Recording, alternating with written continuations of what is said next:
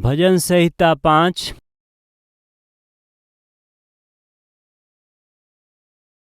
दूसरा और तीसरा वचन के पढ़त हई। हे हमार राजा, हे हमार परमेश्वर, हमारा दुहाई पर ध्यान देई, काहे कि हम तोहरे से प्रार्थना करीला। हे यहोवा, भोर के हमार वाणी तोहके सुनाई देई। हम भोर के प्रार्थना करके तोहार बाट जोहब। दाऊद के जीवन में कष्ट आइल। दाऊद विपत्ति में रहले। कारण का हवे कि दुश्मन दाऊद के मारे के बाटे। ऐसन उ कोशिश करत हमें, उनकर पीछा करत हमें। वो दुश्मन के ललकार हो सकेला, वो दुश्मन के कोशिश हो सकेला, वो दुश्मन के योजना हो सकेला। ये सब कुछ दाऊद के नींद के उड़ा दिहलस। आज ये वचन के सुने वाला रउरी जीवन में कौनो भी क्षेत्र में रउआ के परेशान करे वाला, दुख पैदा करे वाला, भय पैदा करे वाला दुश्मन प्रवेश कैले होखी। वो दुश्मन रउरी परिवार का हो सकेला, रउरी रिश्तेदारन में से हो सकेलन, राउर मित्र हो सकेलन, या राउर सहपाठी हो सकेलन, या राउर पार्टनर हो सकेलन, या सेवकाई में होके ही रउआ से बैर रखे वाला एगो सेवक हो सकेलन। हमहन के जीवन में बहुत से समय में मनुष्य हमहन के नींद के उड़ा के रखेलन, और बहुत से संदर्भ में परिस्थिति हमनी के नींद के उड़ा के रखेला। आँख में नींद रहित कर देला और शांति रहित कर देला। आज के दिन ये वचन के सुने वाला भाई और बहन, राउर स्थिति का बाटे हम नहीं जानत, या फिर रउरी जीवन में शांति रहित करे वाला आदमी के बाटे हम नहीं जानत। बाकी ऐसन स्थिति और ऐसन आदमी संभवतः रउरी जीवन में होखी हन। जवन आशीष रउआ के मिले के चाही, वो आशीष के रोके वाला ना मिल पावे। जवना के रउआ के पावे के बाटे, उ रउआ न पाई करे वाला। जवना मंजिल पर रउआ के पहुँचे के बा, वहाँ रउआ के पहुँचे ना देवे वाला। जवना घर के रउआ बनावल चाहत हई, वो घर के ना बनावे देला। जवना जमीन के, खेत के, वाहन के रउआ खरीदल चाहत हई, ओके खरीदे ना देला। जवन रउआ के मिले के चाही, ओकरा के रोके वाला। उ नौकरी हो सकेला, व्यापार में लाभ हो सकेला, रउरी बेटी का विवाह हो सकेला। केहू न केहू कौनो तरह से रउरी ऊपर हमला करत रहेलन जा, रउआ के उ सतावत रहेलन जा, रउरी मार्ग में उ रुकावट बनल करेलन जा, जेकरा कारण रउआ के जहाँ पहुँचे के बा ना पहुँच पाइला। रउआ जहाँ बानी वहाँ पड़ला रहला के स्थिति के लेके आवेलन। दाऊद के जीवन में भी विपत्ति आ गई, संकट आ गई। केकरा कारण? शत्रु के कारण दाऊद के हत्या करे के बा, दाऊद के सिंहासन से नीचे गिरावे के बाटे, दाऊद के शांति से ना रहे देवे के बा। हाँ, इस शैतान के युक्ति है। परमेश्वर के बच्चा हमनी का खुश रह जाए, शैतान के ना भावेला। हमनी का खुश रह जाए, अच्छा ना लगेला।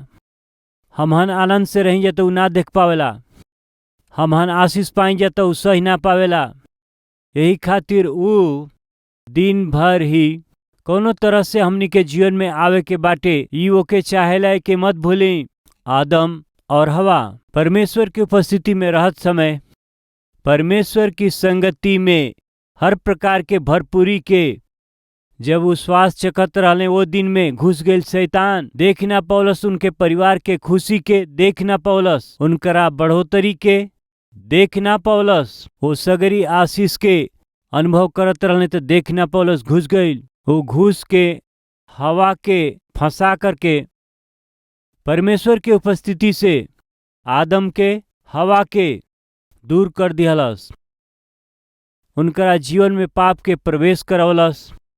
अनाज्ञाकारिता के द्वारा, वो आज्ञा उल्लंघन के जरिए ही वो परमेश्वर के उपस्थिति के खो दिहले, परमेश्वर के उपस्थिति के खो दिहले। परमेश्वर के दिहल गई सगरी आशीष के ऊ खो दिहले, समृद्धि के भी ऊ लोग खो दिहले। ओके देख के शैतान कितना खुश भइल हुई।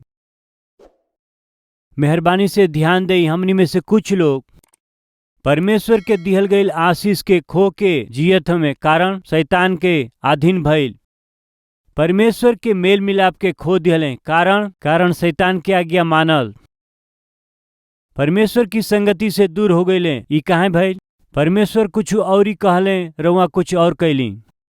यही से आज रउआ अपना जीवन में रउआ कहीं के ना रहली, सबसे दूर हो गईली और सब कुछ खो दिहली।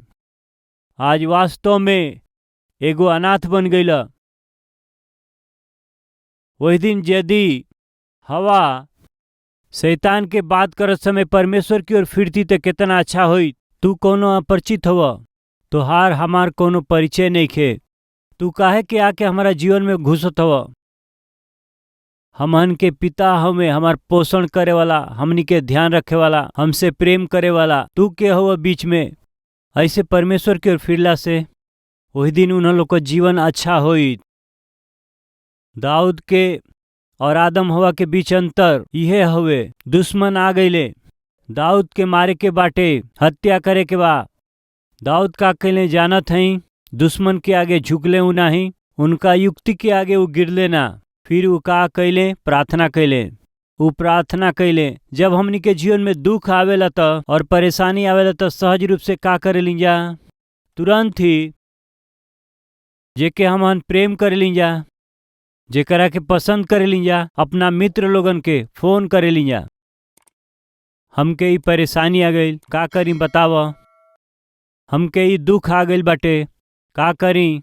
का कहत हुआ? तुरंत हमनी का मनुष्य की ओर देखे लीजा। वो मित्र हो सकेलन, भाई हो सकेलन, रिश्तेदार भी हो सकेलन और भरोसामंद लोग हो सकेलन। कोनो भी दुख आवे, परेशानी आवे, कष्ट आवे या कोनो बुरा समाचार रुआ के मिलना से, अचानक घटना घटला से तुरंत एगो गलत काम हमनी का करे लीजा। जे हमन के हृदय के पास में बहुत रहेला, उनके फोन करे लीजा या उनसे हमनी के बात करे लीजा, उनके ही बतावे के कोशिश करे लीजा। मेहरबानी से ध्यान दें। दाऊद कहत हमें, परमेश्वर हे यहोवा, प्रार्थना करत हई, ये बात के रुआ मत भूली, तोहरे से ही हम प्रार्थना करत हई। एकर अर्थ का भइल और केहू के नहीं बतावत। पिता, हमरा पर ई जौन विपत्ति पड़ल बा ओकरा बारे में, हमरा पर पड़ल इस संकट के बारे में हम केहू के नहीं बतावत। रउए से हम कहत हई, काहे खातिर? खाली रउए बनी हमरा के उत्तर देवे वाला सामर्थी परमेश्वर। हमनी में बहुत से लोग सर्व सामर्थी, असंभव के संभव कर सके वाला ऐसन महान परमेश्वर के हमन छोड़ के इंसान से हमनी का अपना बीमारी के, दुख के, कष्ट के बांटत रहे लीजा। फलस्वरूप हमनी का परमेश्वर से इनडायरेक्ट कहत हई, ये दुनिया में रउआ से भी बढ़ के हमार सहायक बानन जा। हमनी के सहायता करे वाला, मदद करे वाला ये दुनिया में बहुत से लोग हमें, यदि वो हमनी के सहायता ना करी हैं, मदद ना करी हैं, तब हमनी का सोचल जाई रउआ के बारे में। ऐसे वो व्यवहार करेलन। फलस्वरूप परमेश्वर की ओर से सीधा मिले वाला मदद के ना पा कर के हमहन का ऐसे भटकत रह लीजा। दाऊद ऐसा आदमी बिल्कुल ना हमें। दाऊद कहत हमें, हम तोहरे से प्रार्थना करत हई। एकर अर्थ जानत हई कि हमार केहू नहीं खे। ये संकट से, ये विपत्ति से छोड़ावे वाला हमार केहू नहीं खे। हे पिता, रउए बानी, रउए से हम प्रार्थना करत हई। कितना समय हो गई हमनी के कहती, कितना समय हो गई परमेश्वर की उपस्थिति में आकर के, प्रभु जी रउआ सिवा हमार कोनो सहारा नेखे। पिता, रउए से हम कहत हई कि दुख के कई समय में पति के जरिए सतावल गईल बहुत से पत्नी होली जा, पत्नी के जरिए सतावल गईल बहुत से आदमी होखेलन जा, और बच्चन के जरिए भी बहुत सतावल गईल माता पिता होखेलन। बेटा के परिवार के जरिए या बेटी के परिवार के जरिए उनकरा घर में सुख शांति ना भइला के कारण दुख उठावाला माता पिता रहेलन। का करेलन? कुछ सोचेलन नहीं। सहायता करे के बाद सोच के बिना कर पावेलन। उनकरा परिस्थिति के देख के चुप ना रह पावेलन। उनकरा परिस्थिति के बताई। अपना ही परिवार के बारे में दूसरा से बतावला से का बा फायदा। रौरी पति के विषय में, पत्नी के विषय में, बच्चन के विषय, आसपास के लोगन से बतावला से का फायदा बाटे। बहुत लोगन का ई कमजोरी हवे। घर के ही भेद के बताए वाला पत्नी नेकी का ना कहल जाई? जरूर हई। दाऊद ऐसा ना हमें। दाऊद अपना दुख के सीधे परमेश्वर से बतावेलन। यही से ये बात के उ कहत हमें, हे परमेश्वर तोहसे ही प्रार्थना करत हई और केहू से हम नहीं कहत। केहू से कहला से उ हल ना कर पाई हैं। कृपया सुनी मित्र लोग, हमहन का सोचिला कि केहू के बता देवे तो समस्या हल हो सकेला। बाकी इन्हें के भूले कि संसार में सबके पास समस्या बाटे। रउआ सोचतनी हम केहू के बता दे तो हमार समस्या हल करी हैं, बाकी वो समस्या में बाड़े। एगो विषय तो के बताई। करीब 20 साल पहले एगो बड़ा कलीसिया में हम गईली। वो बड़ा कलीसिया के पास्टर बड़ा सेवक रहले। अपना सगरी परेशानी के जब हम बतौली, सेवकाई के सगरी जरूरत के जब हम उनकरा से बतौली तो वो बड़ा सेवक सुन के हमसे एगो अच्छा बात कहले। का कहले जानत हई? ब्रदर सतीश, तोहरा सेवा में रहे वाली तकलीफ हम समझ गईल बानी। हम सहायता करे के सोचत हई।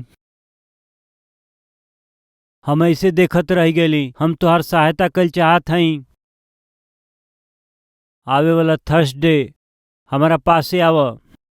50 लाख रुपया हम तोहरा के देब।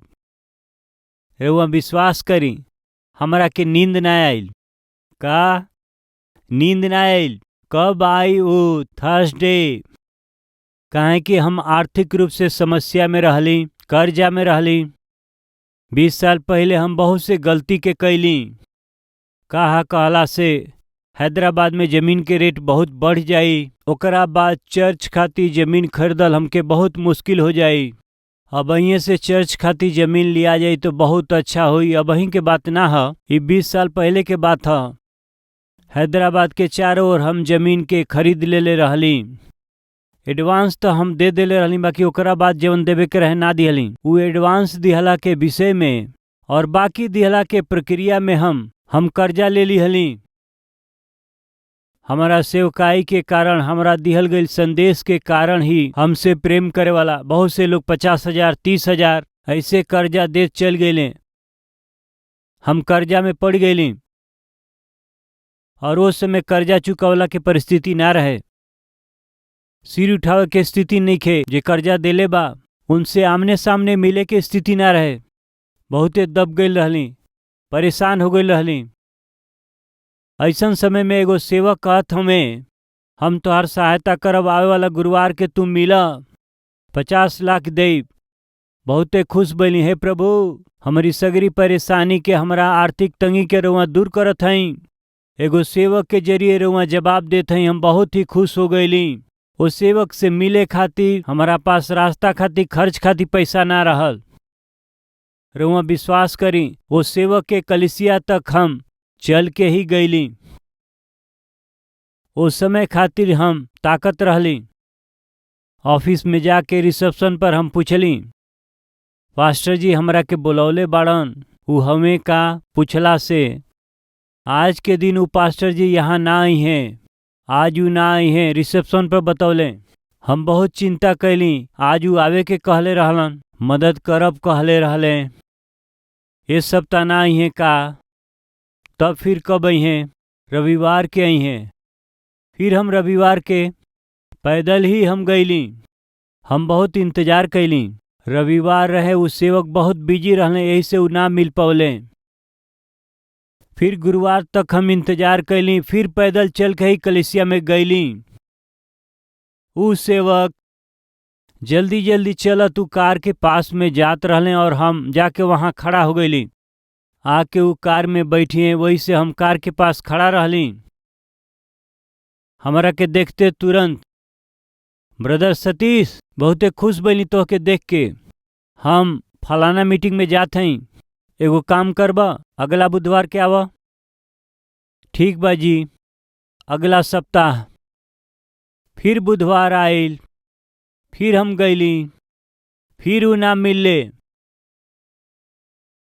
अंत में एक दिन अब कोनो फायदा नहीं के सोच के वहाँ में बैठल रहली। कोनो समय कोनो दिन वो जरूर वो मिली हैं, सहायता करब हम खुद उ कहले रहले।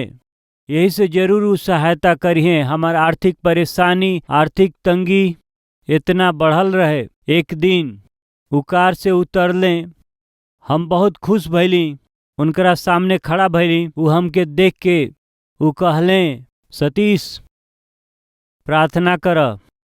काहे खातिर जी? हमरो के बहुत पैसा चाही, तू प्रार्थना कर।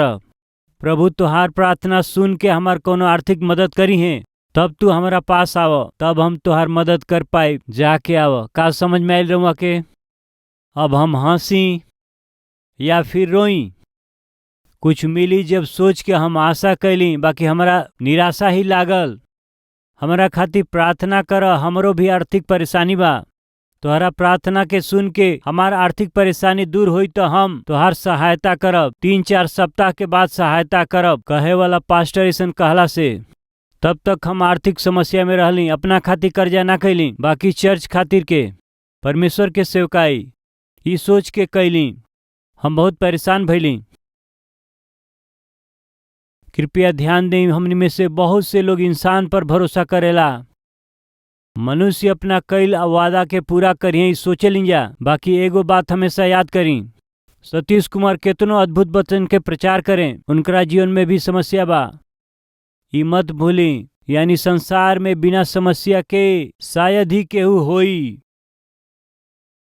रउआ में से केहू आशा करत बा कि संसार में जेकरा पास समस्या ना हो के हम देखब।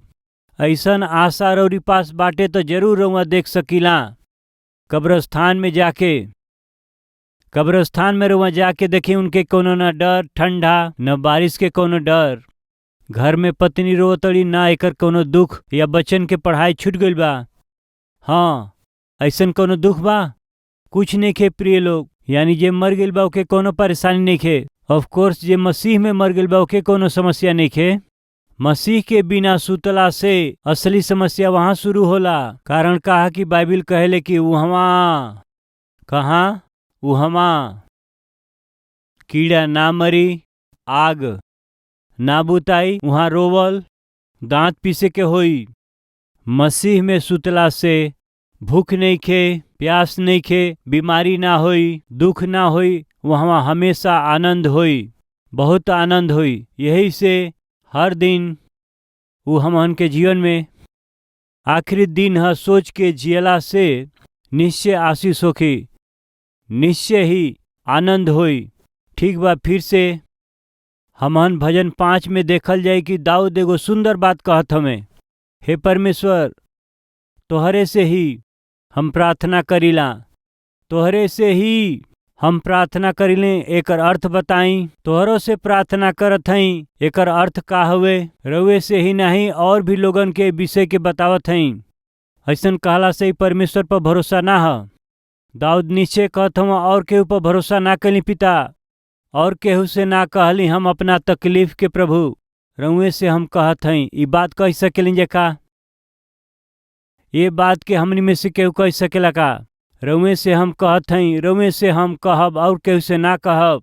ये बात हमनी के कह सकेले जा का? कारण का बा? अब भैया हम बतौली ना कि हमनी के हृदय के करीब बहुत बाड़े।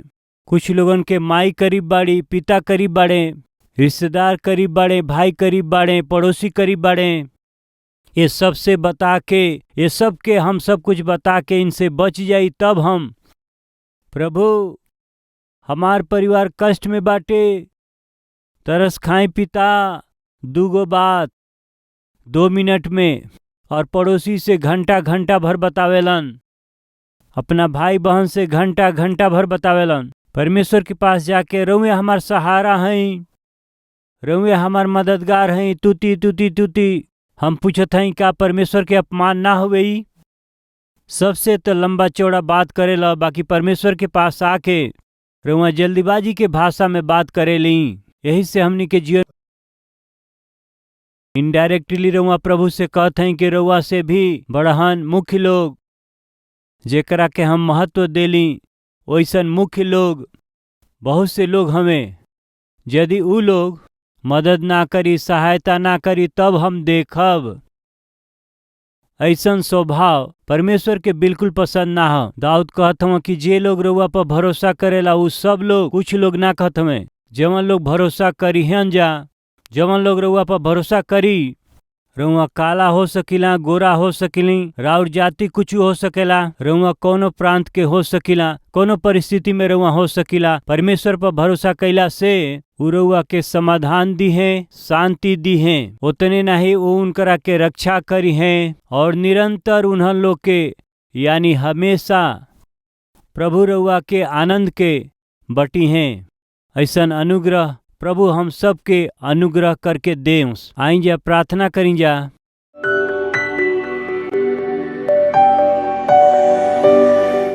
महान पवित्र प्रेमी परमेश्वर पिता, इंसान के समस्या के दूर करे वाला प्रभु खाली रउआ हई।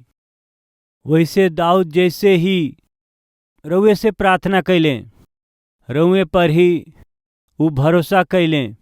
जे रउआ पर भरोसा करेला उ शांति से, आनंद से रउआ उनके भर देली हमेशा खातिर के। यह तरह दाऊद भरोसा कैलन, यही से भोर के ही उठ के प्रार्थना में घुटना टेक के रौरी उपस्थिति में बाट जोहत रहले। हे पिता, ऐसने आत्मिकता दें। हे पिता, मनुष्य हमारा के मदद करी हैं, ऐसने सोच के इंतजार करे वाला बहुत दिन बा। हमारा जीवन में भी कितना बेर उ सेवक हमके सहायता करी हैं, ये ताक में बैठल रहली, जाके दरवाजा पर खड़ा रहली। पिता, सहायता ना मिलल पिता, उहे रौरी उपस्थिति में बैठ के रौरी सामने घुटना टेक के प्रार्थना कैला से सहायता मिली और आनंद भी मिली, अनुग्रह से मिली। आज रौरी उपस्थिति में आयल सब राउर बच्चा अब से लेके कबो भी उन्हों लोग के समस्या के समाधान लोगन की ओर से ना होकर के बाकी रौरी ओर से पावे खातिर के सहायता करी और अनुग्रह करी। पिता, भोर के ही उठ के रौरी उपस्थिति में घुटना टेक के अपना सगरी दुख के रौरी ऊपर डाल के हमनी का विश्राम से, शांति से दिन शुरू कैला के अनुग्रह हमनी के देई। अपन सगरी चिंता हमारी पर डाल दजा। रउआ कहली रउआ हमनी के प्रतिदिन के बोझ उठाइला, ऐसन राउर बच्चन हमनी के बतावेला। हर दिन हमनी के बोझ के उठावला परमेश्वर रउआ बानी त हमहन के काहे बोझ के उठावे के बा। रौरी उपस्थिति में अपना बोझ के डाले हमनी के ना आवेला। यही से रौरी उपस्थिति में घुटना टेकला के मन हमनी के ना होके। आज बहुत से लोग पिता परेशानी में ना उठावे वाला बोझ के साथ दबाइल हुए और बहुत से लोग मरत बाणे। हे पिता, उनकरा हर एक बोझ के उतार दें। हे पिता, उनकरा हर एक समस्या के रउआ अनंत काल तक हटा दे। पिता, यीशु के नाम से मांगत हैं पिताजी, आमीन।